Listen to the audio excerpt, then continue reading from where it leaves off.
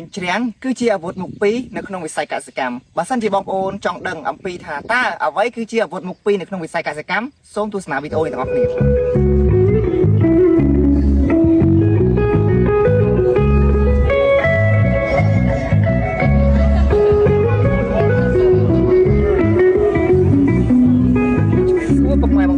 ខ្ញុំបាទម៉ាត់សាគីរីនដែលជាមន្ត្រីកសិកម្មឃុំព្រៃទំនងស្រុកអូស្ទឹងខេត្តកំពង់ចាមថ្ងៃនេះខ្ញុំនាំអារម្មណ៍ពុកម៉ែបងប្អូនដើម្បីទៅយល់ដឹងអំពីការភ្ជួរលូកកញ្ច្រាំងនៅក្នុងវិស័យកសិកម្ម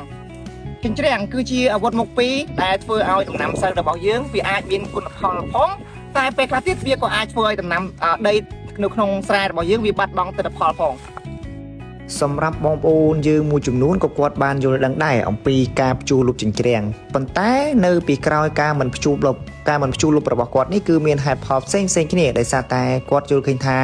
នៅពេលដែលគាត់ភ្ជួរលុបចិញ្ច្រាំងគឺគាត់ត្រូវចំណាយលុយមួយតង់សម្រាប់ការជួលរថយន្តដើម្បីមកភ្ជួរវាទៀតហើយម្យ៉ាងទៀតពេលខ្លះគាត់ក៏អាចវាយកំទេចដីនោះដើម្បីដាំសារជាថ្មីប៉ុន្តែបងប្អូនមាននឹងទេការដែលទុកចិញ្ច្រាំងឲ្យនៅរយៈពេលយូរនោះគឺវា CG នៅក្នុងដីរបស់បងប្អូនដើម្បីបង្កការលូតលាស់របស់វាបន្តដូចជារូបភាពបែបនេះវាមានគ្រាប់ស្រូវធម្មតាប៉ុន្តែវាមិនមានលក្ខណៈពេញលេញដែលធ្វើឲ្យយើងអាចប្រមូលវាជាផលបាននោះទេមិនត្រឹមតែប៉ុណ្ណោះវានឹងធ្វើឲ្យដីរបស់យើងខូចគុណភាពពីមួយថ្ងៃទៅមួយថ្ងៃដោយសារតែវាត្រូវការសារធាតុចិញ្ចឹមនៅក្នុងដីដើម្បីទៅបំពន់ខ្លួនវាប៉ុន្តែអ្វីដែលសំខាន់ទៅទៀតការភ្ជួរលុបចិញ្ច្រាំងនេះណាមិនមែនត្រឹមតែវាជួយឲ្យដីរបស់យើងធូរទេប៉ុន្តែវាក៏ជាផ្នែកមួយនៃការដើរតួនាទីក្នុងការធ្វើជាជីទ្របបាតដើម្បីធ្វើឲ្យដំណាំរបស់យើងរឹតតែមានផលល្អជាងមុនហើយនឹងការកាត់បន្ថយជាមួយនឹងការប្រើប្រាស់ជីទ្របបាតពិសេសកាត់បន្ថយការចំណាយទៅលើការផលិតនៅដំណាំស្រូវរបស់យើង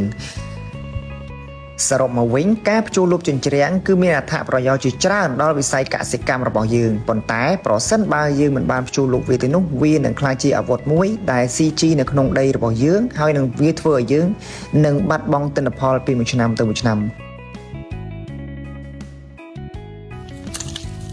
ជាចុងក្រោយខ្ញុំបាទក៏សូមអរគុណទៅកាន់ពុកម៉ែបងប្អូនដែលបានទស្សនាវីដេអូនេះតាំងពីដើមរហូតដល់ចប់ហើយខ្ញុំសង្ឃឹមថាពុកម៉ែបងប្អូននឹងយល់ដឹងអំពីការភ្ជួរលុបចិញ្ច្រាំងដើម្បីជួយឲ្យផ្ទៃដីស្រែរបស់យើងកាន់តែប្រសើរសូមអរគុណសូមជម្រាបលា